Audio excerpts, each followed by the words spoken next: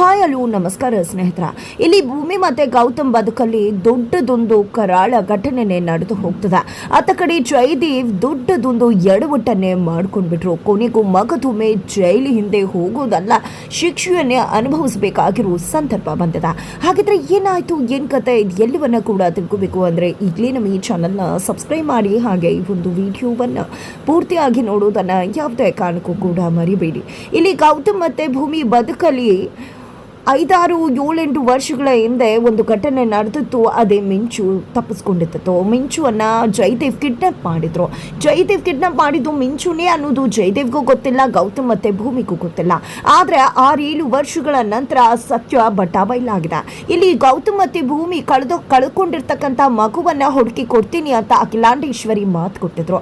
ಆ ಮಾತಿನಂತೆ ಅವರು ನಡ್ಕೊಂಡಿದ್ದಾರೆ.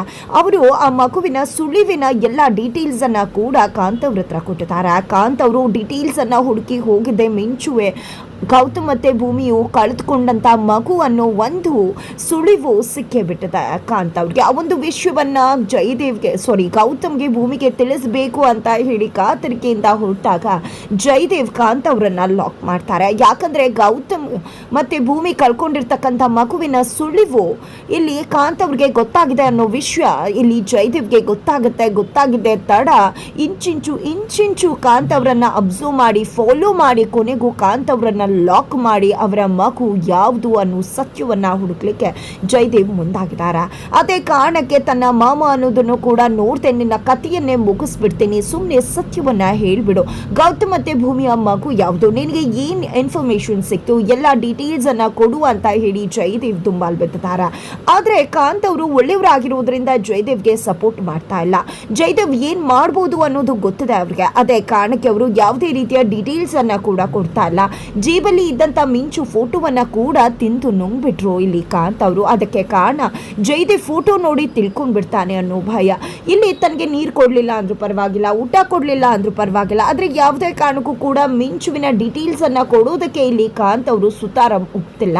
ಹಾಗಂದ್ ಮಾತ್ರಕ್ಕೆ ಜಯದೇವ್ ಸುಮ್ಮನೆ ಬಿಡ್ತಾನ? ಖಂಡಿತ ಇಲ್ಲ. ಕೂಡ ಹಾಕಿದ್ದೆ ಇಲ್ಲಿ ಸಾಕಷ್ಟು ತೊಂದರೆಯನ್ನ ಕೊಡ್ತಿದ್ದಾರೆ, ಎಲ್ಲ ತೊಂದರೆಯನ್ನ ಅನುಭವಿಸ್ತಿದ್ದಾರೆ ಹೊರತು ಒಂದು ಸುಳಿವನ್ನ ಕೂಡ ಬಿಟ್ಕೊಡ್ತಾ ಇಲ್ಲ. ಆ ಕಡೆ ಗೌತಮ್ ಕೂಡ ಅಖಿಲಾಂಡೇಶ್ವರಿಗೆ ಕಾಲ್ ಮಾಡೋ ಪ್ರಯತ್ನಕ್ಕೆ ಮುಂದಾಗಿದ್ದಾರೆ. ಬಿಕಾಸ್ ನಮ್ಮ ಮಗುವಿನ ವಿಷಯ ಏನಾದ್ರೂ ಹೇಳ್ಬೋದು ಅಂತ. ಆದ್ರೆ ಅವ್ರಿಗೆ ಒಂದು ಸಣ್ಣ ಸುಳಿವು ಕೂಡ ಇಲ್ಲ. ಆಲ್ರೆಡಿ ಎಲ್ಲ ಇನ್ಫಾರ್ಮೇಶನ್ಸ್ ಅನ್ನ ಕಾಂತ್ ಅವ್ರಿಗೆ ಕೊಟ್ಟಿದ್ದಾರೆ ಅಂತ. ಯಾಕಂದ್ರೆ ಕಾಂತ್ ಅವರು ಜಯದೇವ್ ಕಪಿಮುಷ್ಟಿಯಲ್ಲಿ ಇರೋದ್ರಿಂದ ಫೋನ್ ಮಾಡಿದಾಗ್ಲೂ ಕೂಡ ಯಾವುದೇ ರೀತಿಯ ಇನ್ಫಾರ್ಮೇಶನ್ಸ್ ಕೊಟ್ಟಿಲ್ಲ ಅಂತಾನೆ ಗೌತಮ್ಗೆ ತಿಳಿಸಿದ್ರು. ಜೊತೆಗೆ ತಾನು ಅಯೋಧ್ಯೆಯಲ್ಲಿದ್ದೀನಿ ಅಂತ ಹೇಳ್ಬಿಟ್ರು. ಹಾಗಾಗಿ ಅಖಿಲಾಂಡೇಶ್ವರಿ ಅವರಿಗೆ ಕಾಲ್ ಮಾಡ್ತಾರೆ, ಬಟ್ ಅವ್ರು ಕಾಲ್ ಪಿಕ್ ಮಾಡೋದಿಲ್ಲ, ಜೊತೆಗೆ ರಿಸೀವ್ ಕೂಡ ಮಾಡೋದಿಲ್ಲ, ಕನೆಕ್ಟ್ ಕೂಡ ಆಗೋದಿಲ್ಲ. ಆಗ ಇಲ್ಲಿ ಸೆಕ್ರೆಟರಿ ಅವರಿಗೆ ಕಾಲ್ ಮಾಡಿದ್ದೆ. ಇಲ್ಲಿ ಅಖಿಲಾಂಡೇಶ್ವರಿ ಅವರು ಯಾಕೆ ಕಾಲ್ ಪಿಕ್ ಮಾಡ್ತಿಲ್ಲ, ರಿಸೀವ್ ಮಾಡ್ತಿಲ್ಲ, ಕನೆಕ್ಟ್ ಆಗ್ತಿಲ್ಲ ಅಂತ ಕೇಳಿದಾಗ ಅವರು ಅಬ್ರಾಡ್ ಅಲ್ಲಿದ್ದಾರೆ, ಅವರ ಗಂಡಂಗೆ ಆಪರೇಷನ್ ಆಗ್ತಿದೆ, ಅವರು ಪ್ರೈವಸಿಯನ್ನು ಕಾಪಾಡ್ಕೋತಾರೆ, ಫೋನ್ ಕೂಡ ಮಾಡಿಲ್ಲ, ಮಗದೊಮ್ಮೆ ಬಿಸ್ನೆಸ್ ವಿಷಯವಾಗಿ ಕಾಲ್ ಕೂಡ ಮಾಡಿದ್ರೆ ಒಂದು ಪಕ್ಷ ಖಂಡಿತವಾಗ್ಲೂ ನಿಮ್ಮ ಒಂದು ವಿಷಯವನ್ನ ನಾನು ಅವ್ರ ಹತ್ರ ತಿಳಿಸಿ ಮಾಹಿತಿಯನ್ನ ಪಡ್ಕೋತೀನಿ ಅಂತ ಹೇಳ್ತಾರೆ. ಇದೆಲ್ಲದರ ನಡುವೆ ಮಹಿಮಾ ತನ್ನ ಮಗುವನ್ನ ಕಳ್ತ್ಕೊಂಡಿದ್ದಾಳೆ. ಮಗು ಆಗ್ತಿದೆ ಅನ್ನೋ ಒಂದು ಖುಷಿಯಲ್ಲಿದ್ರು ಮನೆಯವರು ಎಲ್ಲರೂ ಕೂಡ. ಅವ್ರಿಗೆ ದೊಡ್ಡ ಆಘಾತವೇ ಸಂಭವಿಸ್ಬಿಟ್ಟಿದೆ. ಆ ಒಂದು ಆಘಾತದಿಂದ ಹೊರಬರುವುದಕ್ಕೆ ಮಹಿಮಾ ತುಂಬಾನೇ ಕಷ್ಟಪಡ್ತಿದ್ದಾಳೆ. ಅಣ್ಣ ಗೌತಮ್ ಕೂಡ ತಮ್ಮ ಮನೆಗೆ ಕರ್ಕೊಂಡು ಹೋಗಿದ್ದೆ, ತನ್ನ ತಂಗಿಯನ್ನ ಸಮಾಧಾನ ಮಾಡೋದಕ್ಕೆ ಟ್ರೈ ಅಂತೂ ಮಾಡಿದ್ರು. ಅಲ್ಲಿ ಸ್ವಲ್ಪ ನೋವಿಂದ ಆಚೆ ಬಂದಿದ್ಲು ಮಹಿಮಾ. ಬಿಕಾಸ್ ಮಕ್ಕಳು ಸುತ್ತಮುತ್ತ ಇದ್ರು, ಗುಂಡು ಮತ್ತು ಮಿಂಚು, ಹಾಗಾಗಿ ಸ್ವಲ್ಪ ನೋವಿಂದ ಹೊರಗಡೆ ಬಂದಿದ್ಲು. ಬಟ್ ಮತ್ತೆ ಮನೆಗೆ ಹೋಗ್ತಿದ್ದಾಗೆ ಮಗುವನ್ನ ತುಂಬ ಮಿಸ್ ಮಾಡ್ಕೊತದಾಳ. ಅದನ್ನ ನೋಡ್ದಂತ ಮಂದಾಕಿನಿ ಇಲ್ಲಿ ಮಹಿಮಾ ಮಿಂಚು ಮತ್ತು ಗುಂಡುವನ್ನ ತುಂಬಾ ಮಿಸ್ ಮಾಡ್ಕೊಳ್ತಿದ್ದಾಳೆ. ಮಿಂಚುವನ್ನ ತುಂಬ ಅಂದರೆ ತುಂಬ ಹಚ್ಕೊಂಡಿದ್ದಾಳೆ ಕೂಡ. ಮೊದಲಿಂದನೂ ಆಸೆ ಇಟ್ಕೊಂಡಿದ್ಲು ಅವಳಿಗೆ ಹೆಣ್ಮಗು ಆಗಬೇಕು, ಅದು ಮಿಂಚು ಥರದ್ದೇ ಆಗಬೇಕು ಅಂತ. ಹಾಗಾಗಿ ಮಿಂಚುವನ್ನೇ ಅವಳಿಗೆ ಕೊಡಿಸ್ಬಿಟ್ರೆ ಖಂಡಿತ ಅವಳು ಆಚೆ ಬರ್ಬೋದು ಈ ನೋವಿಲ್ಲ ಅಂತ ಯೋಚನೆ ಮಾಡಿದ. ಇಲ್ಲಿ ಜೀವ ಅಪ್ಪ ಎಲ್ಲರೂ ಕೂಡ ಇದಕ್ಕೆ ವಿರೋಧವಾಗ್ತಾರೆ, ಇಲ್ಲ ಇದು ಸರಿ ಇಲ್ಲ ಅಂತ ಹೇಳ್ತಿದ್ದಾರೆ. ಬಟ್ ಆದರೂ ಕೂಡ ಮಂದಾಕಿನಿ ಅವರು ತನ್ನ ಪ್ರಯತ್ನವನ್ನ ಬಿಡುವುದಿಲ್ಲ. ಭೂಮಿ ಮತ್ತು ಗೌತಮ್ ಮನೆಗೆ ಬರ್ತಾರೆ, ಮೇಷ್ಟ್ರು ಕೂಡ ಬರ್ತಾರೆ. ಭೂಮಿ ಮತ್ತೆ ಗೌತಮ್ ಮುಂದೆ ಇಲ್ಲಿ ಮಹಿಮಾ ಪರಿಸ್ಥಿತಿ ಸರಿ ಇಲ್ಲ. ಅವಳು ಮೊದಲಿಂದ ಕೂಡ ಮಿಂಚು ಮತ್ತೆ ಗುಂಡು ತರ ಮಗು ಆಗ್ಬೇಕು ಅಂತ ಆಸೆ ಪಟ್ಟಿದ್ಲು. ತನಗೆ ಹೆಣ್ಮಗುನೇ ಬೇಕು, ಅದು ಮಿಂಚು ತರನೇ ಇರಬೇಕು ಅಂತ ಕೂಡ ಆಸೆ ಪಟ್ಟಿದ್ಲು. ಅದಕ್ಕೋಸ್ಕರನೇ ಮಿಂಚುನ ದತ್ತು ಕೊಟ್ಬಿಡಿ ಇಲ್ಲಿ ಅಂತ ಹೇಳಿ ಕೇಳ್ಕೋತಾರೆ. ಇದರಿಂದ ಗೌತಮ್ ಮತ್ತು ಭೂಮಿ ಇಬ್ಬರು ಕೂಡ ತುಂಬ ಅಂದರೆ ತುಂಬ ಡಿಸ್ಟರ್ಬ್ ಆಗ್ತಾರೆ. ಇಲ್ಲಿ ಭೂಮಿ ಅಂತೂ ಏನಪ್ಪ ಅಮ್ಮ ಏನೋ ಈ ರೀತಿ ಯೋಚನೆ ಮಾಡಿ ಮಾತಾಡ್ತಿದ್ದಾಳೆ ಅಂದರೆ ನೀವಾದ್ರೂ ಬುದ್ಧಿ ಹೇಳ್ಬೋದಿತ್ತಲ್ವಾ ಅಂತ. ಆಗ ಮೇಷ್ಟ್ರು ಹೇಳೋದು ಒಂದೇ ಮಾತು, ನಾನು ಕೂಡ ತುಂಬಾ ಹೇಳಿದೆ, ಜಗಳಗಳು ಕೂಡ ಆಯಿತು. ಆದರೆ ನಂತರ ನನಗೂ ಕೂಡ ಮಹಿಮಾ ಪರಿಸ್ಥಿತಿಯನ್ನು ನೋಡಿದೆ, ಏನು ಮಾಡಬೇಕು ಅಂತ ತೋಚಲಿಲ್ಲ ಮಗಳೇ ಅಂತ. ಆದರೂ ಕೂಡ ಇಲ್ಲಿ ಮಿಂಚುವನ್ನು ಕಳಿಸೋದಕ್ಕೆ ಗೌತಮ್ ಮತ್ತು ಭೂಮಿ ಒಪ್ಕೊಳ್ಳೋದೆ ಇಲ್ಲ. ಗುಂಡು ಕೇಳಿಸ್ಕೊಂಡಿದ್ದೆ ಮಿಂಚು ಹತ್ರ ಹೋಗಿದ್ದೆ, ನಿನ್ನ ಅಮ್ಮ ಮತ್ತು ಅಪ್ಪ ಇಬ್ಬರು ಕೂಡ ಮಹಿಮಾ ಅತ್ತೆಗೆ ದತ್ತು ಕೊಡಬೇಕು ಅಂತ ಯೋಚನೆ ಮಾಡ್ತಿದ್ದಾರೆ ಅಂತ ಹೇಳಿಬಿಡ್ತಾನೆ. ಇದರಿಂದ ತುಂಬ ಡಿಸ್ಟರ್ಬ್ ಆಗ್ತಾಳೆ ಮಿಂಚು. ಯಾಕಂದರೆ ಆಕೆಗೆ ಅಪ್ಪ ಅಮ್ಮಂದರೆ ತುಂಬ ಇಷ್ಟ. ಈ ಮನೆಯನ್ನು ಗುಂಡುವನ್ನು ಬಿಟ್ಟು ಹೋಗೋದಕ್ಕೆ ಆಕೆಗೆ ಇಷ್ಟನೇ ಇಲ್ಲ. ಹಾಗಾಗಿ ಅಪ್ಪ ಅಮ್ಮನ ಹತ್ರ ಹೋಗಿದ್ದೆ, ನೀವು ನಿಜವಾಗ್ಲೂ ನನ್ನನ್ನು ಮಹಿಮಾ ಅತ್ತೆಗೆ ದತ್ತು ಕೊಡ್ತಿದ್ದೀರಾ ಅಂತ ಕೇಳಿದಾಗ, ಯಾರು ಹೇಳಿದ್ದು ಮಗಳೇ ನಿನಗೆ ಈ ರೀತಿಯಾಗಿ ಅಂದಾಗ ಗುಂಡು ಅಂತ ಹೇಳ್ತಾರೆ.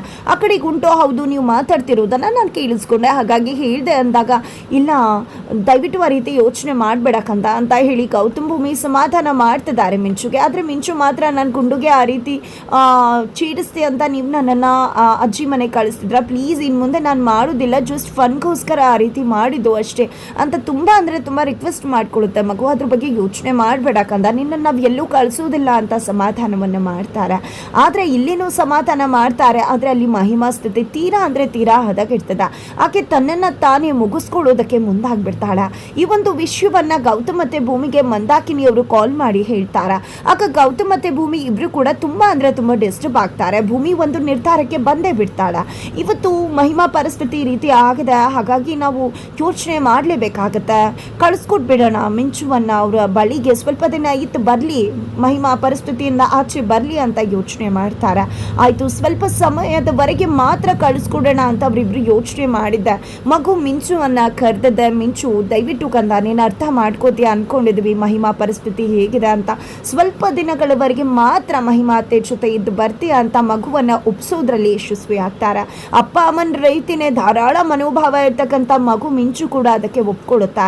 ಇತ್ತ ಕಡೆ ಜಯದೇವ್ಗೆ ಈ ಒಂದು ವಿಷಯ ಗೊತ್ತಾಗತ್ತೆ, ಪಾರ್ಥ ಅವರು ಸಿಕ್ಕಿದ್ದೆ ಇಲ್ಲಿ ಮಹಿಮಾಗೆ ಮಗು ಸತ್ತು ಹೋಯ್ತು, ಹಾಗಾಗಿ ಇಲ್ಲಿ ಮಿಂಚುವನ್ನು ಅವರ ಮನೆಗೆ ದತ್ತು ಕಳಿಸ್ತಾ ಇದ್ದಾರೆ ಅನ್ನೋ ವಿಷಯವನ್ನು ತಿಳಿಸ್ತಾರೆ. ಹಾಗಾಗಿ ಜಯದೇವ್ ಕೂಡ ಕಾಂತ್ ಅವ್ರ ಹತ್ರ ಬಂದಿದ್ದೆ, ನಿನಗೆ 2 ನ್ಯೂಸ್ ಇದೆ, ಅಪ್ಡೇಟ್ಸನ್ನು ಕೊಡ್ತಾ ಇದ್ದೀನಿ. ಇಲ್ಲಿ ಮಹಿಮಾ ಮಗು ತೀರ್ ಹೋಯ್ತಂತೆ, ಹಾಗಾಗಿ ಇಲ್ಲಿ ಮಿಂಚುವನ್ನು ದತ್ತು ಕೊಡಬೇಕು ಅಂದ್ಕೊಂಡಿದ್ದಾರೆ ಅನ್ನೋ ವಿಷಯವನ್ನು ಹೇಳಿದಾಗ ಕಾಂತ್ ಅವರು, ಅಯ್ಯೋ ಮಗು ದತ್ತು ಕೊಡೋದ, ಕಳ್ಕೊಂಡಿರೋ ಮಗು ಹತ್ರ ಬಂದು ಅಪ್ಪ ಅಮ್ಮನ ಹತ್ರ ಇದೆ ಅಂದ್ಕೊಳ್ಳೋದ್ರ ಒಳಗಡೆ ಮತ್ತೇನೆ ಗೌತಮ್ ಮತ್ತು ಭೂಮಿ ತಮ್ಮ ಮಗುವನ್ನು ತಮ್ಮಿಂದ ದೂರ ಮಾಡ್ಕೋತಿದ್ದಾರಲ್ಲ ಅನ್ನೋ ರೀತಿಯಲ್ಲಿ ಮಾತನಾಡ್ಬಿಡ್ತಾರೆ. ಈ ಒಂದು ಮಾತನ್ನು ಕೇಳಿಸ್ಕೊಂಡಂಥ ಜಯದೇವ್ ಶಾಕ್ ಆಗ್ತಾರೆ. ಏನು ಮಾತಾಡ್ದೆ ನೀನು, ಕಳ್ಕೊಂಡಿರೋ ಮಗು ಹತ್ರ ಬಂದ ಮೇಲೂ ಮತ್ತೆ ದೂರ ಕಳಿಸ್ತಿದ್ದಾರೆ ಇಬ್ಬರು ಕೂಡ ಅಂತ ಹೇಳಿದೆ ಅಂದರೆ, ಹಾಗಿದ್ರೆ ಮಿಂಚುನಿ ಅವರ ಸ್ವಂತ ಕಳೆದೋಗಿರೋ ಮಗುನ ಅಂತ ಹೇಳಿ ಜಯದೇವ್ ಡಿಕೋಡನ್ನು ಮಾಡೇ ಬಿಡ್ತಾರೆ.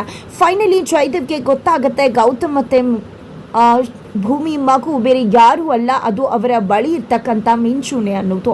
ಇದರ ನಡುವೆ ಮಹಿಮಾ ಜಯದೇವ್ ಮೇಲೆ ಡೌಟ್ ಬಂದು ತನ್ನ ಸೆಕ್ರೆಟ್ರಿಯನ್ನು ಕಳಿಸುತ್ತಾರೆ. ಸೆಕ್ರೆಟ್ರಿ ಕೂಡ ಜಯದೇವ್ ಹಿಂದೆ ಫಾಲೋ ಮಾಡಿಕೊಂಡು ಹೋಗಿ ಜಯದೇವ್ ಎಲ್ಲಿ ಹೋಗ್ತಾರೆ, ಏನು ಮಾಡ್ತಿದ್ದಾರೆ ಅನ್ನೋ ಎಲ್ಲ ವಿಷಯವನ್ನು ಕೂಡ ಕಲೆಕ್ಟ್ ಮಾಡಿಕೊಂಡು ವಿಡಿಯೋ ಸಮೇತವಾಗಿ ಬಂದು ಇಲ್ಲಿ ದಿಯಾಗೆ ತಿಳಿಸ್ತಾರೆ. ದಿಯಾ ಈ ಒಂದು ವಿಷಯವನ್ನು ಜಯದೇವ್ ಮುಂದೆನೇ ಪ್ರಶ್ನೆ ಮಾಡ್ತಾಳೆ. ಜಯದೇವ್ ಮುಂದೆ ಪ್ರಶ್ನೆ ಮಾಡ್ತಿದ್ದಾಗೆ, ಏನೇ ನೀನು ಏನು ಅಂದ್ಕೊಂಡಿದ್ಯಾ, ನೀನು ನನ್ನ ಒಂದು ನಂಬಿಕೆಯನ್ನು ಬಳಸ್ಕೊಂಡು ನಾನು ನಿನಗೆ ಚೆಕ್ ಕೊಟ್ಟರೆ ಅದನ್ನು ಎತ್ಕೊಂಡು ಓಡಿ ಬಂದು ನಿನ್ನ ಲೈಫ್ನ ಕಟ್ಕೊಂಡು ನನ್ನನ್ನು ಕೆಲ್ಸದವನ ಥರ ನೋಡ್ತಿದ್ಯಾ ಅಂತ ಹೇಳಿ ಸಿಟ್ಟಿನಿಂದ ಆಕೆಯ ಮೇಲೆ ಪ್ರಹಾರ ಮಾಡೋದಕ್ಕೆ ಮುಂದಾಗ್ತಾನೆ. ಕೊನೆಗೂ ಎಡವಟ್ಟನ್ನು ಮಾಡಿಕೊಂಡೇ ಬಿಡ್ತಾನೆ. ಕೊನೆಗೂ ದಿಯಾ ನಿಜಕ್ಕೂ ಕೂಡ ಅಂತ್ಯವಾಗ್ತಿದ್ದಾಳೆ. ಜಯದೇವ್ ಕೈಯಿಂದಾನೇ ಹಸು ನೀಡ್ತಿದ್ದಾಳೆ. ಈ ಕಡೆ ಜಯದೇವ್ ಏನು ಮಾಡಬೇಕು ಗೊತ್ತಾಗ್ತಿಲ್ಲ. ದಿಯಾ ಬಾಯ್ ಫ್ರೆಂಡ್ ಕೂಡ ಮನೆಗೆ ಬಂದಿದ್ದಾರೆ. ಇದರ ನಡುವೆ ದಿಯಾನ ಅಲ್ಲೆಲ್ಲೋ ಬಚ್ಚಿಟ್ಟಿದ್ದಾರೆ. ಫೈನಲಿ ಜಯದೇವ್ ಮಾಡಿರೋ ಕರ್ಮಕಾಂಡಕ್ಕೆ ಜೈಲಿಗೆ ಹೋಗಬೇಕಾಗೋ ಪರಿಸ್ಥಿತಿ ಬಂದಿದೆ. ಖಂಡಿತವಾಗ್ಲೂ ದಿಯಾ ಕತೆಗೆ ಅಂತ್ಯ ಹಾಡಿರ್ತಕ್ಕಂಥ ಜಯದೇವ ಕಂಬಿ ಹಿಂದೆ ನಿಲ್ಲೋ ಸಮಯ ಬಂದೇ ಬಿಡ್ತು. ಹಾಗಿದ್ರೆ ಮುಂದೇನಾಗತ್ತೆ ಮುಂದಿನ ವಿಡಿಯೋ